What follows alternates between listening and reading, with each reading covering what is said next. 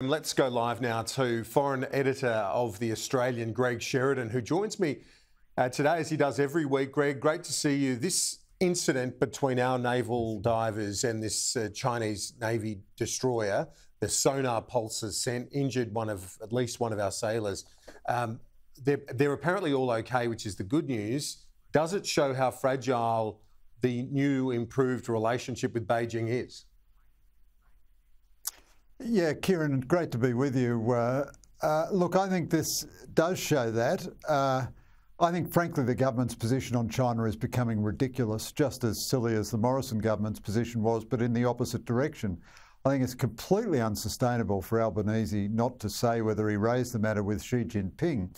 But also, you've got to say, what good are all these honeyed words in Beijing if a Chinese naval vessel takes a deliberate action to cause injury, which could have potentially been very serious injury, to Australian divers clearing fishing nets from the propellers of an Australian naval ship in international waters?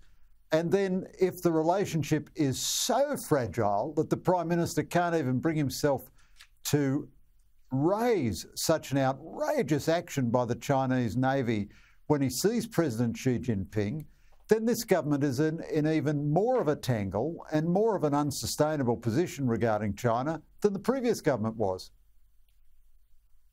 But I guess the counter is, if he did raise it and was forceful, he said he left them in no uncertain terms, what Australia's view was, can he do that on the one hand and not necessarily divulge that on the other? He says he doesn't want to divulge private conversations with other world leaders.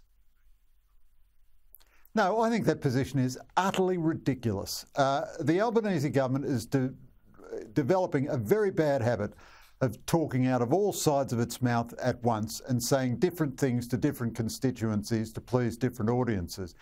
It would be perfectly okay to say, I raised this matter with President Xi, but because our discussion was confidential, I'm not going into his reply. But the idea that an Australian Prime Minister is so terrified, so timid, so tremulous that he might cause offence to the great President of the Middle Kingdom, that he won't even tell the public that he raised a matter of the Chinese Navy inflicting personal physical injury on Australian servicemen for the first time since the Korean War.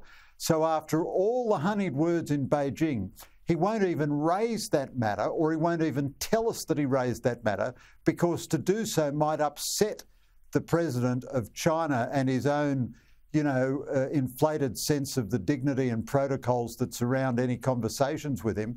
I mean, the Prime Minister's not talking to God here. He's talking to another head of government about an aggressive military action they've taken, which has injured one of our sailors.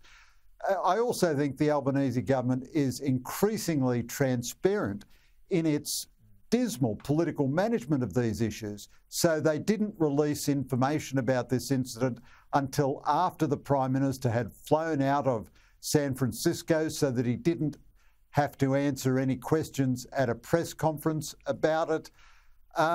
Look, this stabilised relationship has got nothing at all to do with Australian diplomacy, nothing at all. It's China deciding that it spent a few years punishing us and then it decided to take us out of the punishment zone. And it's then saying, and if you want to remain out of the punishment zone, you've got to behave like a proper poodle and not ever raise anything disagreeable with us. Now, if that's the price of the so-called stabilised relationship, it's not such a bargain. I tell you what, it's not such a bargain. And, the government decided not to take back control of the Port of Darwin from a Chinese-owned company. The Chinese still have one of our citizens in detention on trumped-up charges. They're still, mounting massive cyber attacks against us every day. So what has this stabilised relationship got for us except for a few photo ops for the Prime Minister? And I don't think they're worth abandoning our ability to speak up on behalf of our own servicemen when they are put in harm's way by the aggressive actions of a foreign military power.